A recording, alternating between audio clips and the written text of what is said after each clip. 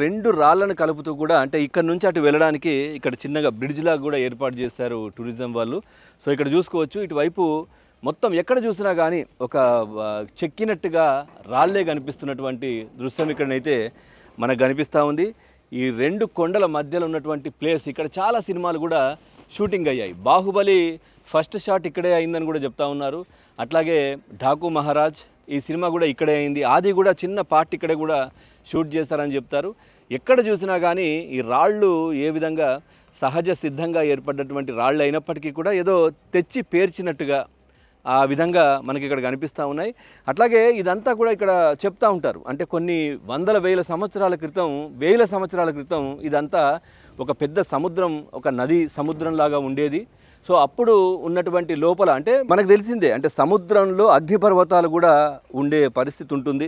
So అవి blast అయినప్పుడు, బద్దలైనప్పుడు అవి ఈ విధంగా శిలడుగా ఏర్పడి చల్లారిన తర్వాత ఇట్లా రాక్స్గా కూడా ఏర్పడతాయని కూడా చెప్తూ ఉంటారు. కాబట్టి సో ఆ విధంగా ఏర్పడి ఉండొచ్చు, అట్లా ఉండొచ్చు అనేది కూడా ఇక్కడ దీనికి సంబంధించి చరిత్ర తెలిసిన వాళ్ళు చెప్తూ ఉంటారు. చూడొచ్చు ఎంత అద్భుతంగా ఉంది, ఎంత బాగుందో చూసుకోవచ్చు. మధ్యలో చిన్న కొలనులాగా అందులో తామర పువ్వులకు సంబంధించినటువంటి అవి కూడా ఉన్నాయి, తామర పువ్వులు.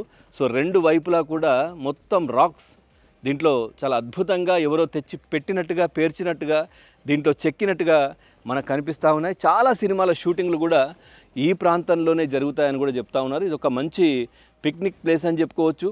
సో రాయలసీమ అంటేనే రత్నాల సీమ. అట్లాగే ఏ రాయిని చూసినా కానీ ఒక రత్నంలాగే కనిపిస్తూ ఉంది. ఇక్కడ ఒక రత్నం చూస్తున్నట్టుగానే మనకు కనిపిస్తూ ఉంది మొత్తం ఈ ఏరియా అంతా కూడా. సో అటువైపు వెళ్తే ఇంకో కొండపైకి కూడా మనం ఇక్కడ నుంచి ఆ రాళ్ళ వైపు వెళ్ళొచ్చు. అట్లాగే ఇటు దీనిపైన మనం చూస్తే కనుక కూర్చోవడానికి, సో ఈవినింగ్ టైం కావచ్చు, ఎర్లీ మార్నింగ్ టైం కావచ్చు, కూర్చోవడానికి బల్లలు కూడా ప్రతి ప్లేస్లో ఏర్పాటు చేశారు. సో బల్లలు కూడా ప్రతి ప్లేస్లో ఉన్నాయి.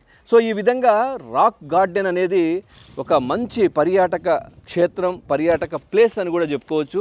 సో మనం ఒకసారి ఇంకా ఏమేమి ఉన్నాయి కూడా చూసే ప్రయత్నం చేద్దాం, పదండి.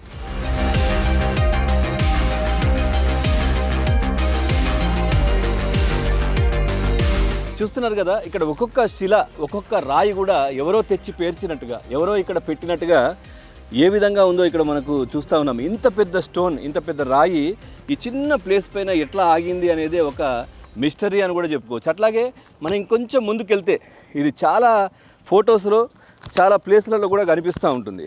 టూరిజానికి సంబంధించి, ఏపీకి సంబంధించి చాలా వాటిలలో కూడా ఇది కనిపిస్తుంటుంది.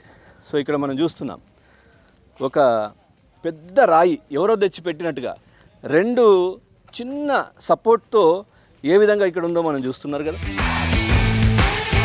సో రెండు చేతులపైన ఇంత పెద్ద రాయి ఎత్తుకున్నట్టుగా, సో ఏ విధంగా నిజంగా అద్భుతం అని చెప్పుకోవచ్చు. చాలా ఈ ఎక్స్పీరియన్స్ వస్తేనే కానీ మనకు అర్థమవ్వదు. ఇక్కడికి ఖచ్చితంగా కంపల్సరీ విజిట్ చేస్తే బాగుంటుందని కూడా అనిపిస్తూ ఉంది. సో చూసుకున్నాం కదా అక్కడ చిన్న ప్లేస్, చిన్న ప్లేస్లో తర్వాత ఇక్కడ కూడా. సో ఈ రెండిటి పైన ఈ రాయి ఏ విధంగా ఎవరో తెచ్చి పెట్టినట్టుగా ఇక్కడ అనిపిస్తూ ఉంది.